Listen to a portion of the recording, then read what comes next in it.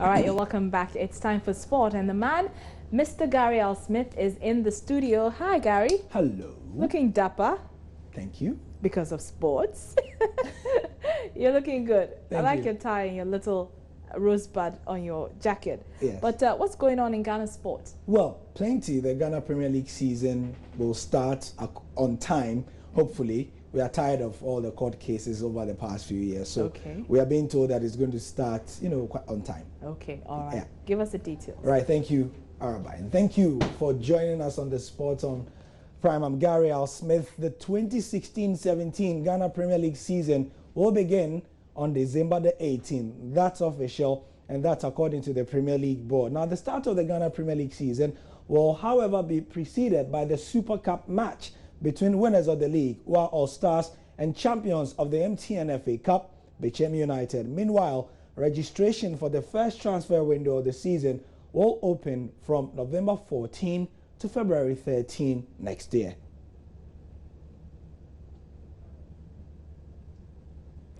Next story is that of boxing. Now, round 2 of the Azuma Nelson VIP Fight Night will come off on Saturday. That's this Saturday, August the 29th, and it will be at the ballroom of the Kempinski Gold City Hotel here in Accra. Siddiq Banda, a member of the Himan Promotions, organizers of the VIP Fight Night, spoke to my colleague George Addo Jr. about the big event on Sports Today that was earlier today. We have a much bigger, better, more prestigious venue, the Kempinski Hotel. The next event is at the Kempinski Hotel on the 29th of October, which is this week Saturday, and it's going to be fantastic. Back into the limelight and back to its former glory. As you know, the sport of boxing nowadays has gone down a little bit. So you have to bring it up. Yeah, we're trying to bring it up. I like the VIP vibe. Well, I'm yet to find out from you if I qualify the VIP. Everybody, as you know, in Ghana, everybody is a VIP. Everybody's a VIP. You know how we do it. Okay, so you have to go over there. But we already know that the aim is to return boxing to the limelight. Ghana sports. Let's talk about the glitz and glamour. What's surrounding it this time? Because I mean, it's always been like this. Has been the concept from the start. As you know, boxing is not what it used to be in this country. It doesn't have the recognition it used to have, and we're no longer producing the world champions we used to produce. Our boxers are not being guided in the right way, and we're trying to guide them in the right way now by doing this event. This event is to bring awareness back to the sport. A sport that people have now disregarded and put to the side, which used to be the pride of Ghana. We're trying to make it the pride of Ghana once again by putting it in the most prestigious venue we can find and inviting the most influential people we can to come and witness the sport and know that this is something that makes Ghanaian proud and that they should be proud of and proud of supporting. We're trying to get the support back into the sport to raise our boxers back up. And as noticed earlier, you said that, we're providing a stage for boxers to go onto an international platform. We're actually trying to create an international boxing platform here in Ghana so our boxers don't have to go out. Very interesting concept, the VIP Fight Night. You should check it out when it rolls into town this weekend. Very good. The first one was very good as well. Now to football, and the University of Ghana are champions of the first edition of the Universities, Polytechnics and Colleges Football Championship held, at the Athletics Oval at the university at the weekend. Joy Sports' Abigail Sosu was at the 2016 IPAC Championship and has come through with this report. 6 tertiary institutions based in Accra: University of Ghana, Ghana Institute of Management and Public Administration, Ghana Technology University College, Accra Technical University, University of Professional Studies, and Accra Polytechnic competed in the maiden competition. The aim of the UPAC Football Championship was to broaden the frontiers of football at the tertiary level, bringing all the blocks under one umbrella and spearheading evolution of the game at the highest education level.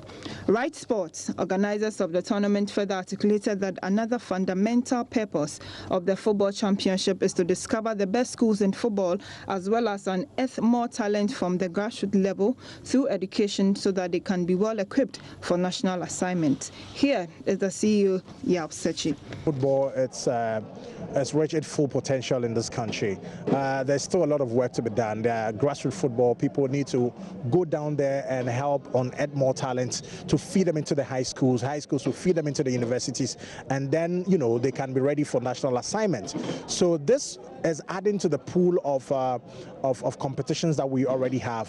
What we haven't seen at the tertiary level, it's a cross, you know, competition where we have polytechnics playing the public and private universities in very keenly contested competitions.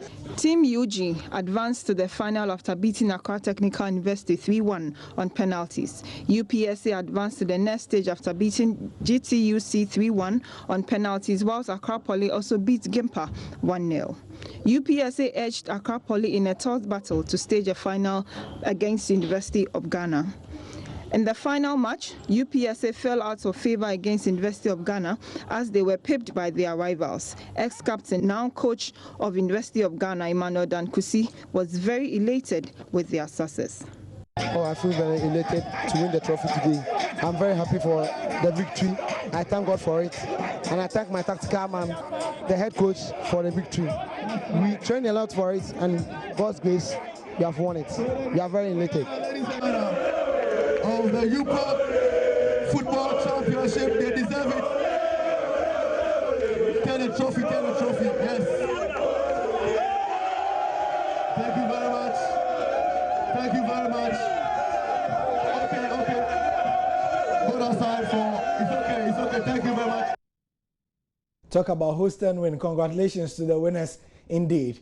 From all that celebration, we go to some very sad news. Now, for historians and lovers of football history, especially the World Cup, the name Carlos Alberto will bring memories. Now, he was the captain of the 1970 World Cup winning side, and he's died of a heart attack at the age of 72 in the Brazilian city of Rio de Janeiro earlier today. Joy Sports Asare Bediako has been looking back on the achievement, and may he rest in peace. You can get more on our social media and also on our website, the sports page of myjoyonline.com, on Twitter at JoySportsGH, and also on Facebook, Joy Sports. I'm Gary Al Smith. We'll be back later with more.